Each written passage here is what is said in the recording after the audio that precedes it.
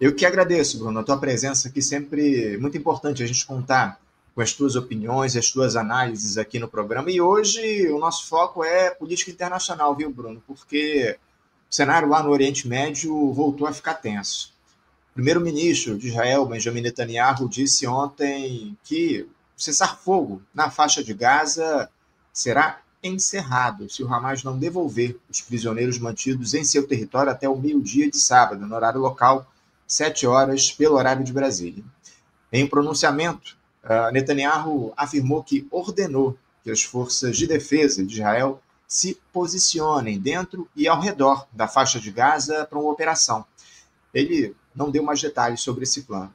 Netanyahu acatou uma sugestão do presidente dos Estados Unidos, o Donald Trump, que afirmou que Israel deveria ignorar o cessar-fogo caso os prisioneiros não fossem libertados até o prazo estabelecido.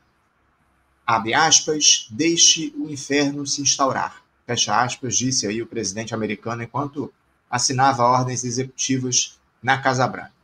Após essas falas do Netanyahu no dia de ontem, o Bruno, o Hamas disse estar comprometido com o cessar-fogo e responsabilizou Israel por complicações e atrasos. Mais cedo, o grupo disse ainda que Trump não ajuda em nada e complica ainda mais as coisas. Na segunda-feira, Bruno, o Hamas anunciou que pretende atrasar a liberação dos prisioneiros prevista para o próximo sábado, alegando que Israel violou os termos do acordo de cessar-fogo, em vigor há 3 semanas. O Hamas acusou Israel de dificultar a entrada de ajuda humanitária em Gaza, também de atrasar o retorno dos deslocados ao norte do território e de realizar bombardeios. O grupo exigiu que o governo israelense compense esses termos violados. Bruno, parece que o Donald Trump quer colocar tudo a perder nesse cessar-fogo. Eu queria uma avaliação tua, uma análise de como é que você observa esse imbróglio, a postura do presidente dos Estados Unidos e também do Benjamin Netanyahu frente a essa ameaça, Bruno. Pois é, Anderson. O que a gente está vendo agora em Gaza, ou em toda a Palestina ocupada, porque, infelizmente, Anderson, o pior cenário hoje não está nem em Gaza, está na Cisjordânia, nos campos de Jenin e Tucara, que aí tem um cerco estratégico. Parece, se você olhar as imagens, vai ser... Lembram as operações policiais no Rio de Janeiro, com apoio aéreo?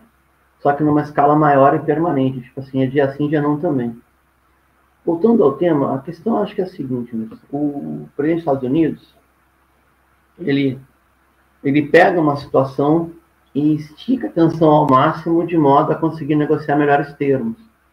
Enquanto ele estende a ameaça de suspender o cessar-fogo, Trump conversou com a Arábia Saudita, surpreendentemente ouviu um não estrondoso. Conversou com a Jordânia e, com muita surpresa, ouviu um não estrondoso. Está tentando fazer um afastamento ainda maior, até dos projetos econômicos do Catar e do Irã. E aí ele ouviu um não estrondoso, e essa semana mesmo o Irã anunciou sua maior reserva petrolífera justamente em águas fronteiriças com o Catar, e deve ser uma joint venture para explorar esses recursos. Já Netanyahu, vamos falar português, no momento que acabarem as negociações e se a poeira baixar no Estado sionista, a probabilidade dele ser deposto é muito grande, dele ser preso, ele e sua esposa serem presos, sabe-se lá o que vai acontecer. Em geral, a liderança sionista, quando sai derrotada de uma batalha ou sai maculada, esse mito da invencibilidade de Israel, paga um preço alto. Né? Assim foi com Ben-Gurion, assim foi com Golda Meir, assim foi com Yitzhak Rabin, né, que foi para o inferno, e tudo pode acontecer com o Netanyahu. Sobre a questão de voltar aos bombardeios, pode voltar sim, tá? É mais ou menos o seguinte. Como tinha refém, o gabinete de guerra estabeleceu a chamada estratégia Hannibal, estratégia canibal, que é destrua tudo até pegar os reféns de volta. Não foi a primeira vez, já aconteceu várias vezes. O ex-premier, que era o ex-chefe das Forças Armadas, Benny Gantz, ele é conhecido na região como carniceiro de Gaza, porque ele promoveu como comandante a mesma estratégia de 2012 e 2014. Se isso acontecer, a diferença é que, bom, eu não sei o quanto de linha logística foi reorganizada nesse intervalo de tempo, né, do cessar-fogo. Não sei mesmo, sendo sincero contigo. O que a gente pode ver pelas imagens, isso é até bom o pessoal poder entender, é que às vezes você vê uns fidaim, uns combatentes palestinos, com distintas características ali. Então, mais ou menos pela simbologia, a gente consegue identificar que continua operando a chamada Câmara de Coordenação Conjunta, seria um comando palestino conjunto em Gaza. E ali tem Hamas é a grande maioria, coluna vertebral, a Jihad Islâmica também, e tem 3 partidos laicos, a Fatah, Frente Democrática e a Frente Popular. Está todo mundo trabalhando junto, não é de agora, desde 2021. Então, isso gera um pouco de esperança, sabe? Porque é possível, a partir da confiança que se tem entre pessoas que lutam junto, arriscam a vida juntos, uma espécie de coordenação palestina para esse momento. Mas a perspectiva é muito complicada. Eu não acredito numa ofensiva militar a todo pulmão por parte do Estado sionista. Não é que não possa acontecer, não acredito. Porque os planos são agora... A meta estratégica é a Cisjordânia. O problema é que o governo dos Estados Unidos entendeu o que é Gaza e realmente... Vou falar uma coisa horrível aqui. Quer fazer a Riviera do genocídio. Os planos de Riviera já estavam muito antigos. Desde muito tempo já tem os planos de resort de luxo em Gaza, as praias belíssimas do Mediterrâneo, fazer daquilo ali uma área de turismo internacional, até pode ter cassino. Tem planos assim absurdos, sabe? Parece aqueles resorts da Bahia, só que em escala macro, né? E tem gás e petróleo na costa de Gaza. Então é possível que a ideia do Trump, que é uma ideia simplória até, é tipo, expulsa a população, rouba os recursos naturais, com isso financia a reconstrução e lucra com a Riviera. Estou sendo sincero contigo, a cabeça dele é essa, né? Só que ele achou que ia ter uma resposta melhor para encerrar a intervenção. Dos seus aliados na região não teve. A Arábia Saudita respondeu muito duro, tá? Com uma política anti-deportação, por exemplo. A Jordânia, que é muito, muito, muito submissa, respondeu muito dura também, disse que aceita no máximo 2 mil crianças palestinas órfãs. Até o Egito respondeu duro, falou que não vai habitar o Sinai, que é um salseiro só, não quer isso para ele. Então, talvez a única chance de Netanyahu... e o Líbano demandou, e a Casa Branca assinou embaixo, talvez se comportou um pouco melhor, que até dia 18 de fevereiro, Israel tem que sair de todo o sul do Líbano. Acabar o cessar-fogo, tem que se retirar. Vamos ver como vai se dar o desenrolar desses episódios, Bruno, porque parece que a intenção do Donald Trump, acima de tudo, o Trump veio com aquele discurso de buscar a paz no mundo, enfim, parece que a intenção dele é produzir uma guerra total lá no Oriente Médio. O Irã, por exemplo, o Bruno alertou ontem o Conselho de Segurança da ONU que pode fazer o uso da força, caso receba qualquer tipo de agressão dos Estados Unidos. Em uma carta endereçada às Nações Unidas, o enviado especial do país descreveu declarações dadas pelo presidente estadunidense, Donald Trump, como imprudentes e inflamatórias, e ameaçou, abre aspas, qualquer ato de agressão terá consequências severas, fecha aspas, palavras aí do Irã. Já o líder dos Houthis, grupo do Iêmen, o Abdul Malik al-Houthi, afirmou em um discurso televisionado que está pronto para lançar ataques contra Israel se o país retomar os bombardeios a Gaza e não se comprometer com um acordo de cessar-fogo. Em um encontro com o rei da Jordânia ontem, o presidente dos Estados Unidos voltou a defender a saída dos palestinos de Gaza, como a gente disse anteriormente, para eles viverem no Egito e na própria Jordânia, enquanto o Abdullah II, o rei da Jordânia, reforçou a solução de 2 estados. Bruno, o Oriente Médio ele caminha de fato para uma guerra total. O Donald Trump solta esse tipo de declaração ameaçadora apenas como um balão de ensaio. Como é que você vê esse quadro? Era o que está tentando nos demonstrar, né? Tipo, Foi muito blefe. Eu não estou vendo uma orientação estratégica dessa vez, né? Tinha no Acordo de Abraão, tinha bem descrito. E eu entendo, Anderson, que na mentalidade do Trump, dos assessores diretos, gerar mais estabilidade no Oriente Médio de certa forma, fortalecer a postura belicista do Netanyahu. Isso aí realmente é um fato, tá? E também dificultar o crescimento econômico vinculado ao Irã, porque, se a gente entender, mais ou menos o seguinte, tá, Anderson? O Irã, pese todos os problemas que a gente possa colocar aqui, é o único país do mundo que destina um percentual do seu orçamento público nacional para a resistência palestina. Hoje é o único que faz isso. O Catar e a Turquia fazem ajuda humanitária, alguns países fazem doações para sociedades beneficentes, tem de algum volume considerável, ajuda a financiar a autoridade palestina na Cisjordânia, que tem muito pouca autoridade, menos dentro de Palestina, mas ajuda. E a autoridade palestina destina a verba para Gaza também por tabela, mas, em última análise, a linha logística que segura na ponta os combatentes palestinos vem do Irã. E quanto mais desenvolvida for a economia iraniana, mais capacidade de combate vão ter as suas organizações aliadas, seja o governo iraquiano, com as milícias populares, seja o autogoverno Houthi no Iêmen, seja as forças palestinas, seja a reorganização da resistência libanesa.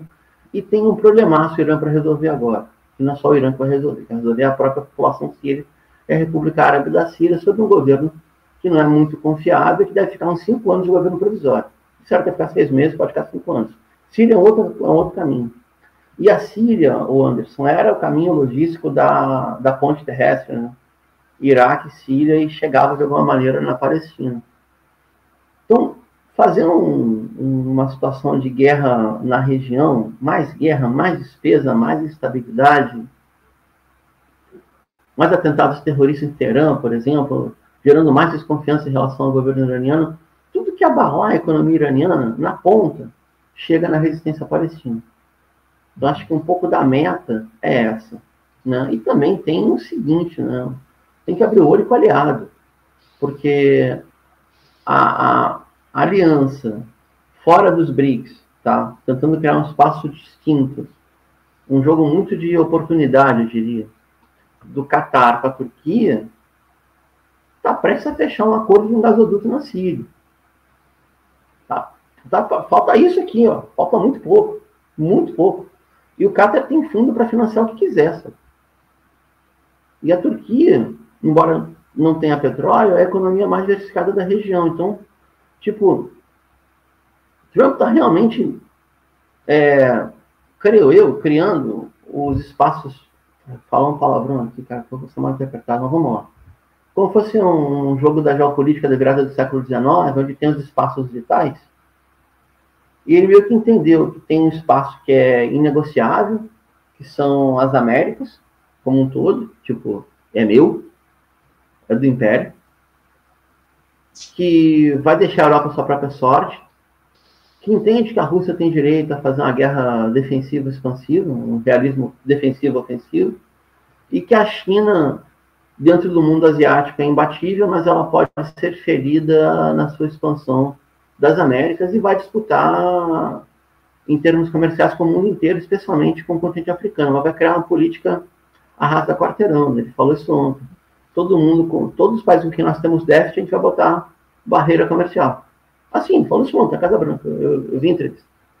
Então, voltando para o Oriente Médio, tudo que ele conseguir complicar na região, de desestabilizar, atrasa a transferência da conta petróleo. Eu traduzo isso e te devolvo a palavra.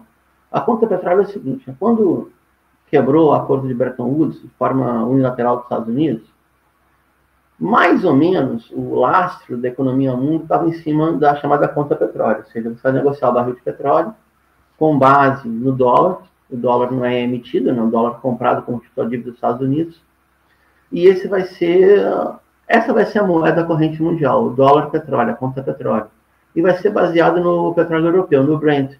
Por isso, quando fala assim, o Brasil está com petróleo muito baixo em relação aos preços internacionais, Isso é tudo mentira. Está com o petróleo baixo em relação à especulação do barril europeu, que é o Brent. Tá? E quanto mais negócios de petróleo forem feitos usando um cesto de moedas, como queria o Keynes, usando o yuan chinês, usando algum tipo de securitização que não passe pelo SWIFT, ou seja, dando uma volta em bloqueio de sanções, é menos tempo de hegemonia dos Estados Unidos.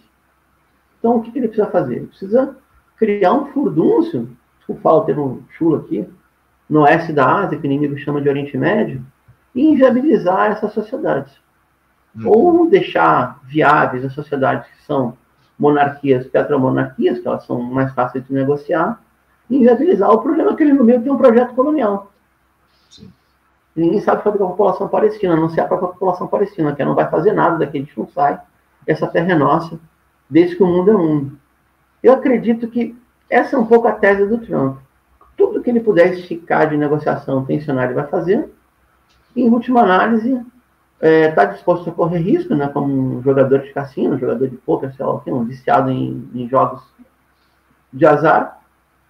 E como não tem empatia nenhuma com nenhum ser humano, se a situação virar um inferno em terra de novo, para ele tanto faz. Para ele, para o seu staff, seu establishment, para as big tech, para a oligarquia, técnico-oligarquia que está subindo de novo, está ascendendo como a sua fração de classe de extrema confiança dos Estados Unidos. É a minha tese, pelo menos. Agora, o Bruno, seria a gente resumir demais o que tem acontecido lá no Oriente Médio, dizendo que hoje o Donald Trump ele mira em Gaza para acertar no Irã? Pelo que você trouxe aqui para a gente, de alguma forma isso faz algum sentido. A gente pode dizer isso?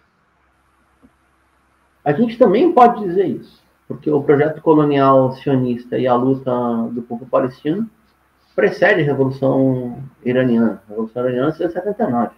Então, os processos eles correm em paralelo, eles se juntam e se afastam, né? São tempos que...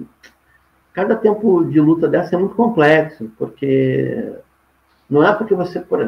É inimaginável a resistência palestina sem o panarabismo. Hoje, a gente não tem mais panarabismo e eles têm a resistência palestina.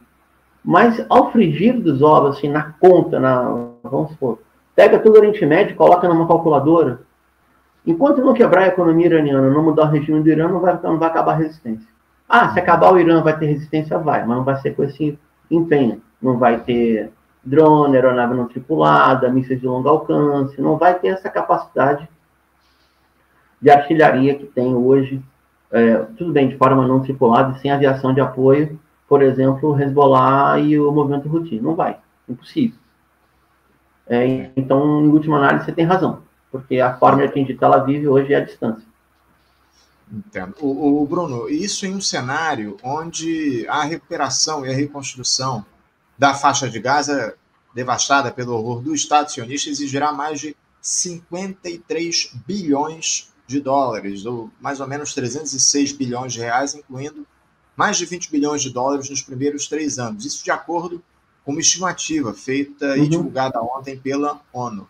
As imagens são estarrecedoras da volta dos palestinos a Gaza, um cenário de absoluta destruição. Eu até trouxe aqui algumas fotos para a gente dar uma olhada, ó. Essas 3 fotos aí, mostrando do quadro do que temos hoje em Gaza de destruição. Não é um negócio fora do comum. Os prédios absolutamente destruídos, poucas estruturas ainda em pé, mas também absolutamente comprometidas, impossível os palestinos morarem nessas localidades. Enfim, um negócio estarrecedor, fora do comum. Como é que, na tua avaliação, como é possível esse povo conseguir lidar com a reconstrução não só das suas vidas, Bruno, mas principalmente da sua identidade? Porque não há dinheiro que reconstrua a identidade do povo palestino. Como é que essa população pode lidar com isso? Anderson, eu conheço um número razoável de famílias palestinas da diáspora. Eu mesmo tenho origem árabe paterna, mas no caso é libanês. A gente tem uma relação cada vez mais intensa dentro da coletividade.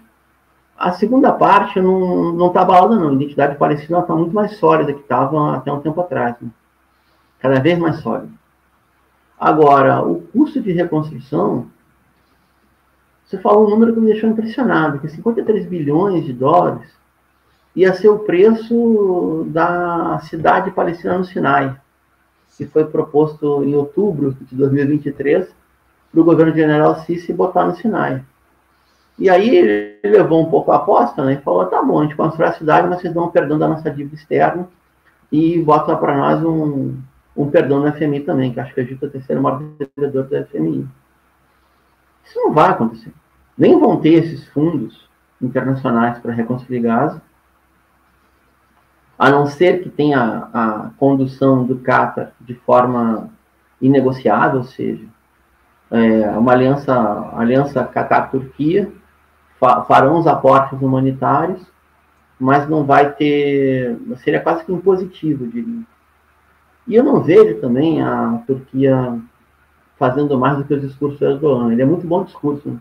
Porque ele podia encostar 2 navios hospitais ali na costa de Gaza, eu duvido que eles fossem abatidos, duvido que fossem afundados, duvido que fossem atingidos, navios oficiais do governo turco, e aí teria um aporte humanitário permanente, fazer um corredor humanitário através da costa turca para chegar lá. Coisa que não vai acontecer também. Pode vir a acontecer se tiver esse acordo internacional para reconstrução de Gaza. Eu também não acredito, Anderson, que o Estado sionista vai permitir que Gaza tenha de novo uma estrutura instalada. Porque quer aumentar os custos do autogoverno de Gaza de modo a prejudicar a capacidade de resistência.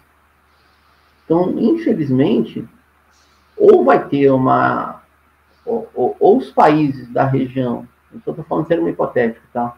Tomam uma atitude em relação a Gaza, especialmente aqueles que têm fundo perdido, como as petromonarquias, ou a outra saída é mais distante ainda, que é um reconhecimento de um Estado palestino e a Palestina poder usufruir dos seus recursos de óleo e gás, tanto em terra como no mar, que aí dá de sobra. Mas hoje o que eu vejo é a resistência do povo palestino de forma estoica, heróica, tentando retomar sua vida em cima dos escombros. Só para fazer uma analogia, te devolvo a palavra, é como se fosse... Eu não era nascido, né? Eu sou de 72. A derrota dos gringos foi em 75 em Saigon. Mas é como se fosse a campanha de bombardeios no Vietnã, numa área muito concentrada e urbanizada. Então, é proporcional à guerra do Vietnã num espaço de 15 meses. Tudo bem que Gaza viveu seu bombardeio desde o primeiro dia da libertação do enclave, mas a campanha permanente foi como se fosse um Vietnã em 15 meses, num espaço que é de, se não me equivoco, 32 quilômetros de largura por 112 de extensão. Absurdo. Absurdo. É o mínimo que a gente pode dizer em relação ao que tem acontecido lá em Gaza. Bruno, eu queria mudar um pouquinho de assunto. Eu não sei se você viu ontem, mas quem está adotando um novo discurso desde a volta do Donald Trump ao poder lá nos Estados Unidos é o presidente da Ucrânia, o Volodymyr Zelensky, porque ele propôs ontem uma troca de territórios entre o seu país e a Rússia como parte de um acordo de paz entre as nações que estão abertamente aí em conflito desde fevereiro de 2022.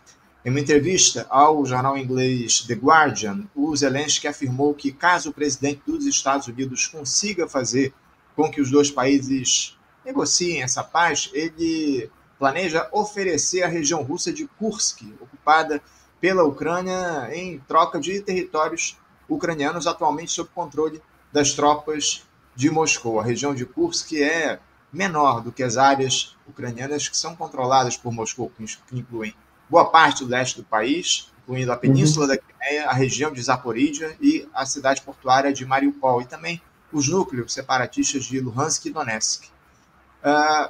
Você vê alguma possibilidade, Bruno, de o Putin aceitar essa troca com o Volodymyr Zelensky, troca aí de territórios pelo fim desse conflito? Por parte da Rússia, eu não vejo, não. Agora, pois é, o tema da Ucrânia é interessante, né? É interessante que eu não estou lá sofrendo com a guerra, é interessante do ponto de vista analítico. É sempre bom ressaltar isso. Eu tenho muito medo, Anderson. Não é o nosso caso, a gente fala com muito respeito, eu tenho muito medo de general de poltrona, sabe? como fala em Washington, os falcões civis são piores que os militares, porque eles não botam na reta. Então o pessoal não sabe o risco que corre, né? Mas, enfim, o que eu acredito, Anderson, é que se tem alguém que perdeu com a ascensão do Trump foi Kiev. Por quê? Porque, num primeiro princípio, era um discurso de pacificação. Vamos fazer um acordo com a Rússia e paciência. Mas, hoje, se você pensar a estratégia macro do Trump, a guerra na Ucrânia favorece a linha dos Estados Unidos, porque a meta é atingir o corredor ártico e buscar recursos estratégicos no norte, até para fazer a nova corrida cibernética do segundo quarto do século XXI, que é por energia para poder bancar inteligência artificial. A meta é essa. Não é a única, mas talvez seja a que está mais importante, ou está no elenco das 5 mais importantes. A guerra com a Rússia é positiva para os Estados Unidos, porque prejudica a capacidade militar russa de fazer outras expansões. A gente sabe o problema seríssimo que a Rússia tem de reposição de tropa. Seríssimo mesmo. Tem um problema populacional. O país é muito grande, população do tamanho do Brasil, mais ou menos.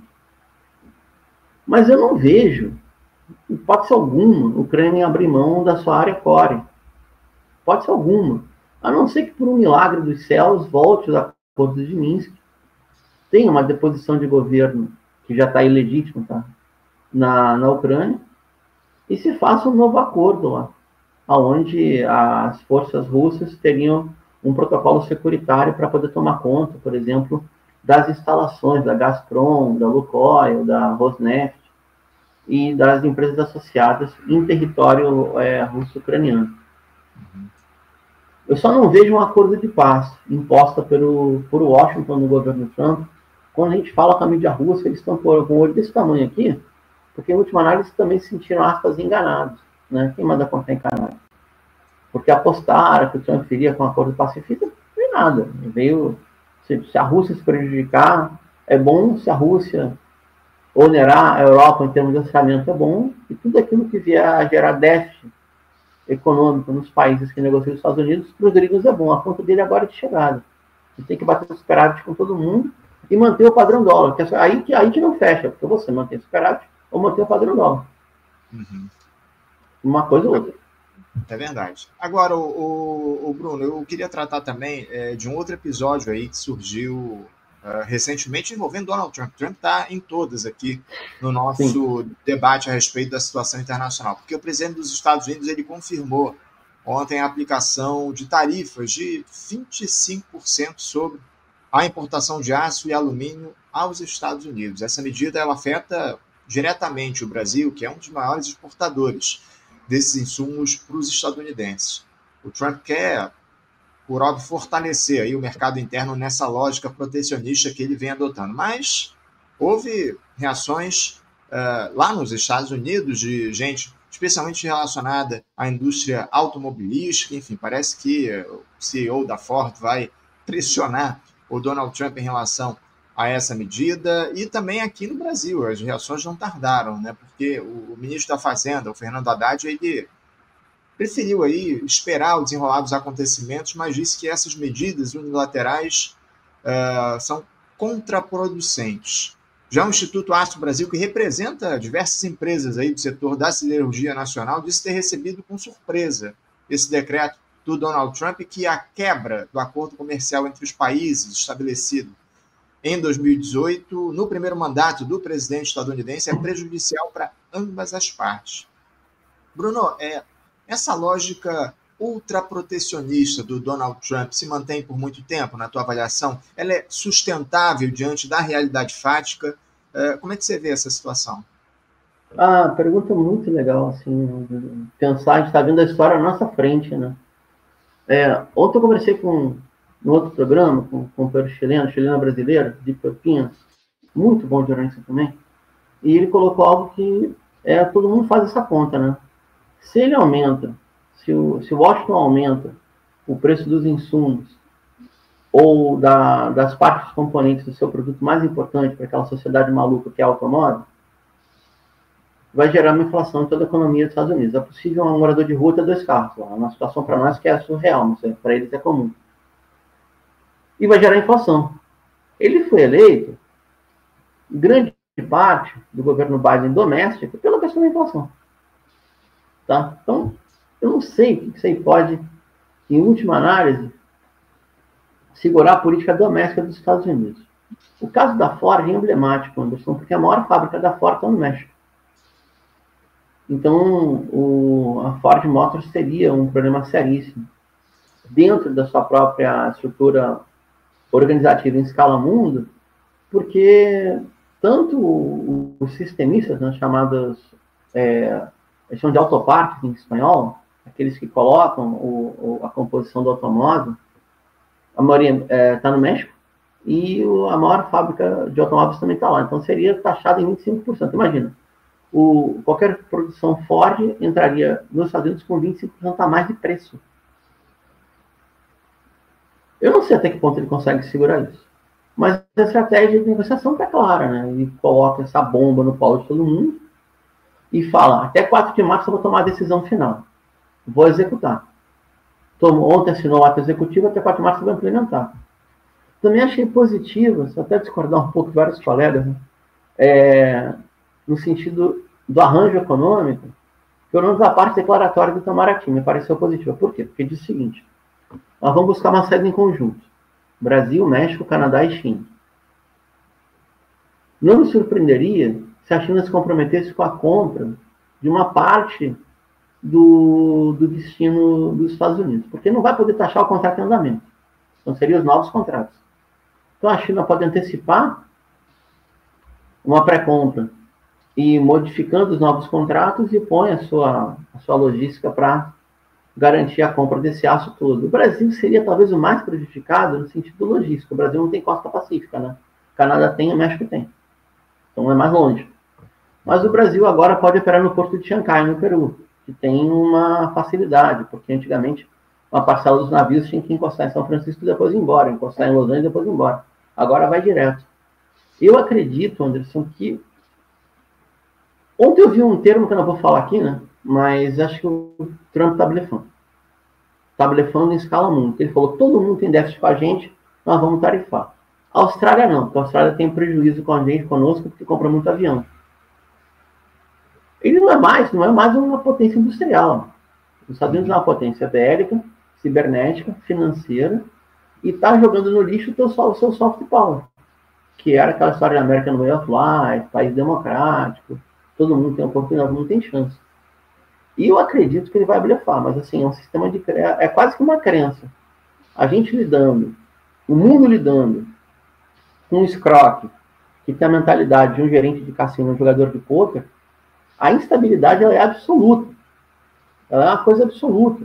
É pior que o governo Bolsonaro, porque no Bolsonaro ele tinha 1/3 do orçamento na mão, 1/3 era do capital financeiro e 1/3 dos oligarcas do Congresso. Agora não. Agora o Trump está com a maior economia do mundo na mão, a maior potência bélica, tem maioria nas duas casas na Suprema Corte. Ele tem mais poder concentrado do que o governo Bolsonaro Paulo Guedes, por exemplo. É assustador o que está acontecendo. Mas, por outro lado, ele blefa muito, erra muito. É muito ignorante para estar à frente de um império, um imbecil como esse. Mas é um imbecil perigoso. Esse tipo de postura do Donald Trump, Bruno, é muito comum da turma da extrema-direita, né? Esses blefes, esses balões de ensaio, enfim, isso é muito parte do discurso de extrema-direita. A gente viu isso enormemente aqui com o Bolsonaro no país. Só que, como você muito bem colocou, o Trump lidera uma das maiores potências bélicas do mundo, uma das maiores economias do mundo, uma potência imperialista que é os Estados Unidos, enfim. Bruno, em relação ao governo brasileiro, a postura que foi adotada aqui no Brasil em relação a essa situação envolvendo a tarifação ou o aumento do imposto sobre o aço e do alumínio.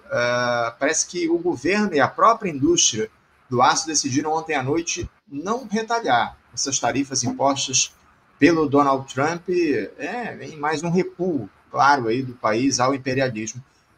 Bruno, eu queria que você falasse um pouco sobre a tua interpretação em relação a essa decisão do Brasil de não retalhar o Donald Trump. O próprio Fernando Haddad participou dessa negociação. Enfim, a gente teria condições, de alguma forma, de responder a essas tarifas impostas pelo Donald Trump, porque, pelo que eu andei lendo, parece que a balança comercial entre os dois países seria meio que equilibrada, importações e exportações, não em relação ao aço, mas em referência a todos os produtos.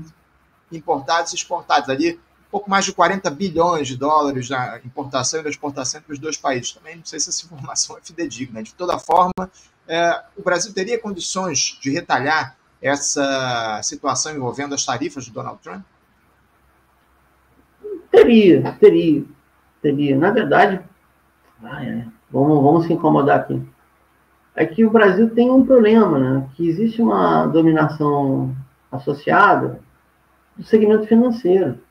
Se a gente for ver bem, o país pode fazer tributação, pode botar tarifa naquilo que comercializa com os Estados Unidos. Pode, realmente pode. Seria o correto, né? A reciprocidade negativa. Né? Você tarifou aqui, eu tarifo aqui. Mas o Brasil tem uma fragilidade, Anderson. E a gente sabe que isso aí não se resolve com discurso. Que é a presença dos aplicadores financeiros, dos especuladores, dentro dos direitos de propriedade de venda e revenda dos papéis brasileiros. Então, por exemplo, não me espanta, numa guerra comercial com os Estados Unidos, a gente ter um novo ataque especulativo, porque dentro do país, com direito de compra e recompra dos papéis da dívida, está a Goldman Sachs, está o JP Morgan, está a Bank of America Merrill Lynch. Eu não vejo isso nos fundos europeus, Santander, BNP Paribas, que Credit Suisse, que operam também, o Credit Suisse mais no campo. Mas esses três fundos dos Estados Unidos, eles podem fazer uma operação conjunta, elevar, sei lá, a aspa do risco do país, fazer um ataque de câmbio. O inimigo está dentro do Tesouro Nacional e do Banco Central. Está dentro da capacidade de tomar decisão do Brasil, pela incidência no Copom e pela capacidade, pela legalização absurda que esses piratas possam comprar e revender papel da dívida pública brasileira. Mas ainda assim, se o Brasil não toma uma atitude, fica pior ainda. Tá? Então, sabendo de todos os riscos, sabendo que esse é o ano de realização, o governo tem que realizar esse ano de qualquer forma. Não, o presidente Lula sabe que foi o ano 2005, do escândalo do mensalão, e sabe como é que ele saiu muito bem de 2005 com um conjunto de entregas volumosas, que convenceu o seu eleitorado e parte dos oligarcas brasileiros. Mas era uma outra realidade. Então, esse é o ano de realização. Aí ele fica entre a cruz e a espada. Ah, tá, então eu vou retalhar e vou vender para a China. Tipo, o presidente quer um governo que não arruma confusão com ninguém. Ele quer um jogo de ganha-ganha. É impossível isso. Ele quer. E não vai mudar, não adianta a gente reclamar, etc. A gente pode denunciar, fazer o nosso discurso, mas em termos organizativos, político-partidários, isso não vai alterar. É mais fácil aliado jogar o peso político para dentro, não é isso? Como o caso aconteceu com o economista de Caixa, é mais fácil o aliado colocar o peso político para dentro e cortar na própria carne do que o núcleo duro do governo cortar no inimigo de classe. Isso não vai acontecer. E a relação com o imperialismo é a mesma. Daí, só para fechar meu raciocínio, eu acredito que a saída conjunta de tentar vender para a China, tentar buscar novos mercados, vai ser o canto da sereia. Mas se quisesse, poderia retalhar algum motivo, em alguma base. Ou destinar mais vendas para a China. Aí tem aquele problema que a própria Ilha Jabur vem colocando, que no Itamaraty o pessoal não pensa como anti-hegemônico, não pensa, não é 100% para a BRICS, que é um jogo equilibrado. Eu não duvido que um monte de gente vai buzinar na orelha da equipe econômica. Não, a Europa também está contra as cordas, vamos buscar mais integração com os mercados europeus. Tem um pouco de razão, mas a médio prazo o problema continua. A saída estratégica é a economia asiática, todo mundo sabe disso. Mas essa coragem, eu não vejo dentro do governo. Infelizmente, a gente não vê em nenhum setor coragem do governo Lula. Tá? A gente vem tratando muito desse cenário da política nacional, falta, enfim, mais iniciativa dessa gestão. Lula é um conciliador por natureza e não está disposto aí a arrumar problemas, especialmente no cenário internacional. Eu estava olhando aqui aquela informação que eu citei, eu tinha razão. Os números da balança comercial, eu só errei a moeda, né? Porque a balança comercial entre o Brasil e os Estados Unidos ela é meio que equilibrada. Foram exportados em 2024 pelo Brasil 40,33 bilhões de dólares e importados 40,58 bilhões de dólares, ou seja, um pequeníssimo déficit ali de 253 milhões de dólares para o Brasil. Bruno, eu não posso encerrar aqui o nosso papo sem fazer uma propaganda e um agradecimento. Você recentemente me enviou esse livro aqui, ó, Obrigado. Genocídios e Apartheid no Oriente Médio, uma perspectiva latino-americana, de sua autoria. Eu queria que você falasse rapidamente a respeito da divulgação, enfim, do lançamento desse livro. O que é que você traz nessa obra? Então, primeiro agradecer ao pessoal da Editora Coragem, né, que me fez o convite, especialmente um dos seus organizadores, Marcelo Cortes, né, amigo de longa data. O livro ele é uma releitura de tudo que eu escrevi sobre o tema, basicamente do Monitor do Oriente Médio, mas não são, mas basicamente 90% é do Monitor do Oriente Médio, para onde eu escrevo regularmente do final de 2020 para cá. Tem artigos anteriores, mas é basicamente isso. E aí estou tentando fazer algo que é muito presente e a gente não se dá conta, que é essa mirada para o oeste da Ásia a partir da sua diáspora militante, da sua diáspora engajada, que é olhar para as realidades do mundo árabe e do mundo islâmico como um descendente de árabe das Américas. Eu não estou falando em meu nome, não estou tentando pensar uma política, ou fazer análise política a partir desta mirada. O que seria mais importante em termos gerais para que essa gigantesca colônia árabe, ou coletividade árabe, descendência árabe em toda a América Latina, no Brasil especialmente, tenha pelo menos uma leitura mais fina da região. E aí eu não quero parecer xenófobo nem nada, mas que não utilize 100% dos instrumentos de análise ocidentais, de todo o Ocidente, eu também não quero culpar ninguém, marxismo incluído, olhando a região como se fosse apenas um grande jogo geopolítico, né? Que essa é a mirada dos impérios. Então, por exemplo, é impossível interpretar o mundo árabe e o mundo islâmico sem entender o mínimo de Islã, entender o mínimo para sobreviver como analista, e também um recorte étnico-cultural, étnico-religioso, as formações territoriais, respeitar os sistemas de crenças, os sistemas políticos, as orientações políticas, porque às vezes, Anderson, não é que não tenha conflito distributivo e luta por distribuição de renda e poder. Até a própria percepção de classe social ela fica subsumida. Então, a gente tem que fazer uma pirueta analítica para achar a luta de classes onde até tem conflito distributivo, mas ela não se dá, não existe assim, de porcina.